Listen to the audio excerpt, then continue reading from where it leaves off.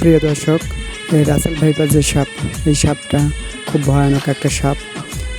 যেখানে সেখানে যে কোনো জেলায় ছড়িয়ে পড়েছে। এই সাপের দেখা মিলছে যে কোনো জায়গায়। মানুষ ভয়ে আতঙ্কে অস্থির হয়ে আছে।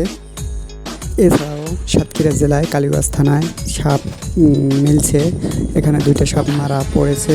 তাছাড়াও এই সাপটা রাসেল ভাইপার বলে পরিচালিত হচ্ছে বা মানুষ বলছে।